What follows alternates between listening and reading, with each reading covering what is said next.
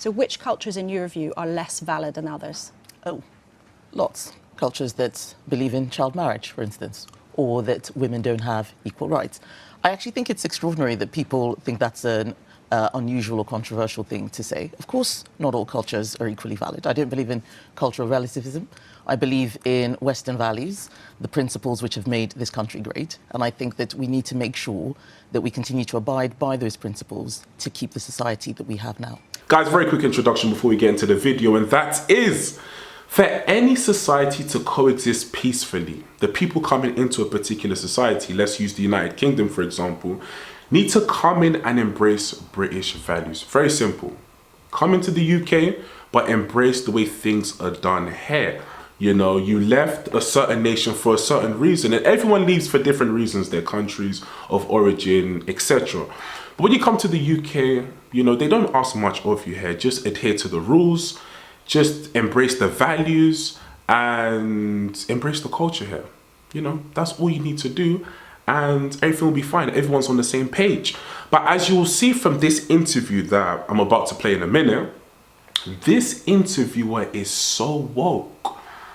And she doesn't want Kemi Badenoch, British MP, to talk about the problems of multiculturalism. Listen, there are problems of multiculturalism in the United Kingdom. It is what it is. Unfortunately, it's a big factor in the United Kingdom. But, you know, for there to be progression and for there not to be animosity between different people in the United Kingdom, we need to talk about the problems of multiculturalism. We need to talk about the problems of people coming in and not adapting and embracing British cultures and values. You have to speak about this, you know, because people coming in, let's just be honest, in the UK, we've seen it. I've seen it a lot, especially as it pertains to certain events that's happening globally. People don't seem to be coming into the UK and have love for the country. They seem to be coming in and they have a lot of hate and spite for the United Kingdom. So this is the unfortunate reality that we're currently living in. But as I said, we need to identify the certain problems of multiculturalism, problems with people coming in and not assimilating to British cultures and values for things to get better. If we can identify it, tackle it, and make progression, then we're moving in a right step. But if we're politically correct and say, anyone coming in, have your culture, do whatever you want to do, we're not going to tell you anything, then that is a huge red flag, and being that woke will destroy society. So yeah, but anyway guys, I'm gonna play the whole video and I'm not gonna stop it. Watch the whole video, let me know what you think, and I'll come with my analysis at the end. Now, you've written this morning about immigration, and you write that we cannot assume that all cultures are equally valid. So which cultures, in your view, are less valid than others? Oh, lots. Cultures that believe in child marriage, for instance, or that women don't have equal rights. I actually think it's extraordinary that people think that's an unusual or controversial thing to say. Of course, not all cultures are equally valid. I don't believe in cultural relativism. I believe in Western values, the principles which have made this country great. And I think that we need to make sure that we continue to abide by those principles to keep the society that we have now. So which particular cultures then would you say are less valid? Because as you've said, your words, not mine, some people think that that is a controversial thing to say. So which cultures would you specifically say are less valid than others? So it's not about labeling cultures. Culture includes a lot of things. I'm not talking about cuisine, I'm talking about customs. And I think that cultures where women are told that they should not work, I would knock on doors. I'm sure Penny and Jake had this. You'd knock on doors and you'd see somebody at the door who says, oh, I can't speak to you, I will get my husband. I don't think that's as equally valid as our culture. But the point I was making in the op-ed was about immigration. That immigration is something which we need to make sure we get right. We didn't before. And there were three things I said we needed to do. One, numbers matter. I was quite surprised that Rob actually misrepresented what I've been saying. Numbers do matter. Culture matters even more. Who comes into the country is absolutely critical. And leadership. You need to start from the top. It's no good simply saying we're going to lower immigration and outsource it. It has to come very much from the Prime Minister himself or herself. Are you saying, though, that if somebody in their culture who lives here in the UK, who might be a British citizen, who answered the door to you and said, I won't speak to you, I'd like you to speak to my husband instead, are you saying, you have said their culture is less valid, are you saying that people with those beliefs shouldn't be welcome in the UK? I am saying that if we want to have a well-integrated society, we need to make sure that we have a shared culture and a shared identity. This is a multi-ethnic society. That's obvious. I'm a black woman sitting here talking to you. But there is a difference between being multi-ethnic and being multicultural. I grew up in a place that was multicultural, and yet everybody looked the same. Conflict arises when you emphasize difference. We need to emphasize the thing that we share. Being British, British values, the things that we talked about, freedom, equal rights, personal responsibility, not discriminating people because of their sexual orientation. There are some cultures that do that.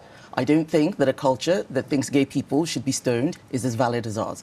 This is not a controversial thing to say. But aren't you, by making this point, which people will judge for themselves, they will maybe, I'm sure many people will be interested to hear what you say, aren't you, in fact, emphasising difference by making this point? You are saying that if somebody lives in this country already, they answered the door to you here, and they said, I'd rather you spoke to my husband, you are judging their culture to be less valid than your own. You are emphasising that difference. What are you suggesting that politicians should do in that case then? That we should just accept everything, that everything is fine, and that we should not comment on what kind of social relations we should have? I don't think that's right. It is our job to make sure that the people who come into the country are people who love this country, who want it to succeed. And I want this country's culture to stay the same. I left another country and came here because I thought it was better. I don't want this place to turn into the place that I was running away from. You say in your piece also you were struck by the number of immigrants who hate Israel, to use your words. Who do you mean, and how do you know that?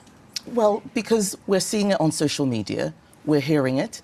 One of the things that I found most upsetting after October 7th was watching people rip down posters of missing, kidnapped children from walls and lampposts in London. We've never seen that here before. I think that is beyond the pale. How do you know that people who did that are recent immigrants? And if you say you saw that on social media, do you think social media is always a reliable source from where to get your views? Well, we can get into the nitty-gritty of that. I didn't say only recent immigrants hate Israel. I said I am struck by the number of recent immigrants who hate Israel. It is quite clear that there are many people who have recently come to this country who have brought views from where they used to be, from their countries of origin, that have no place here. It is not just about Israel. I saw, as Equalities Minister, people bringing cultural disputes from India to the streets of Leicester. I've seen it even amongst African groups. We need to make sure that when people come to this country, they leave their previous differences behind.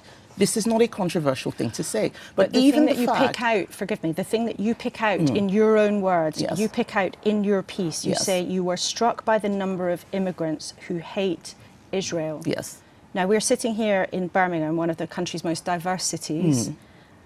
There's an implication there that you are talking about. I think you're the one making the implication. No, I'm asking you the question to be specific about who you mean, because these are sensitive topics. It's important to be really clear. I don't know. So when you say recent immigrants who hate Israel, who do you specifically mean? I know what you're trying to do, Laura. You want me to say Muslims, but it isn't all Muslims. So I'm not going to do that. I'm not going to play this game. I should be able to say that I have made an observation without you trying to portray it as me attacking a particular group. Kemi I know Badenoch, that's what you'd like to say. But I've answered the question. In any way, I'm asking you on what evidence do you base this claim? Who are you talking about? I told you things that people write, people I've met, observations. I talked about people ripping down posters. We saw who was doing it. We read about cases. I have answered the question multiple times, but I know what you are trying to get me to say, and I'm challenging you that we need to be able to have these conversations without being scared, without running away. And this is what I am bringing to this contest. I'm sitting here not because of that one line, but because I'm running for the Conservative Party leadership. And this is one of the things that has meant we've lost votes, that we've stopped saying difficult things. We need to be able to speak with moral clarity, with honesty. If we don't do so, then we leave a vacuum for other people who are not, who are not as mainstream as us, to do things that will create even more social tension. And I'm not trying to get you to do anything. We have to take the responsibility. You say, and you have a reputation for speaking with clarity and saying what you think, and that is precisely why I've been trying to get you to spell out exactly what you mean when you have said these things. And you're right, it's a very interesting and important debate, but being exact and specific about what you mean, I think, is what people watching will want you to do. And if you don't spell these things out very clearly, as you said, you leave room for doubt. That's true, but I can't list the names of every single person who hates Israel. I am making an observation that we need to make sure that we uphold our values in this country and we don't allow it to turn into the place that millions of people around the world are running from. Should people who hold those views then, are they not welcome in the UK?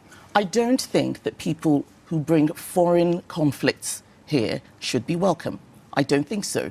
People who come here should want to live in Britain, should love the country, they should want to contribute and want it to succeed. We are not a dormitory. This is our home. Having people from all around the world just living here in their little bubbles and little groups is a recipe for disaster. I have seen it. I told you I grew up in a country with 300 different ethnic groups. This is a recipe for conflict, and a government needs to work hard on integration. You can't just sit back and say, well, as long as you get a good job and don't commit crimes, that's fine. That is too low a bar. Okay, we don't have much time. Guys, everything Kemi said checks out, honestly. Come into the UK, contribute, integrate, don't be in your own bubble or your closed off community. It just doesn't work. Everyone should be able to have a shared cultural understanding. In addition, if there are things that need to be discussed, some painful truths, then we need to discuss it. You can't have sugarcoating all the time. You can't have political correctness all the time. You need to talk about certain things. There was a lot of animosity, like I believe over a month ago with the UK riots. There was a lot of animosity, tension, confusion, and you want to stop that from happening in the future. You need to talk about certain things right now in the United Kingdom to try and get to a more progressive state. You can't sit there and be extremely woke and say, we're not going to say nothing to no one. Just come in and however you want to, you can use the UK however you want. You can just make it a dumpster and that's absolutely fine. That is a recipe for disaster. And Laura was really trying to push her to saying, the Muslim community, but, she's not playing those games. She's not playing those games. Laura wanted her to say the Muslim community, and then that would be a clickbait for BBC for the next morning. Kemi Badenoch says all Muslims, this and that. So this is what I'm saying, these games that the left likes to play, these games of, just say it's the Muslims, just say it's this person or that person, or these group of people, from a certain region, the Middle East, North Africa, just be honest, and, Kemi wasn't buying into those games. She was like, look, I'm not playing those games for you to put me on a big thumbnail on YouTube the next day and have millions of clicks, and then you're just circulating misinformation and propaganda, and people will just look at that and look at the little clip and say, oh my God, she thinks this, without actually watching the full context of the video. So, she was bigger and better than that, and she just said it for where it is. But honestly, in my opinion, if people just don't integrate, then you are leaving society to be extremely polarized, and people will be on two opposite spectrums. We see this in the United States. We see this in the UK as well. So for progression to be made, everyone needs to come in, and the people that are here right now as well need to have, shared values. That's the best way I think things can get better.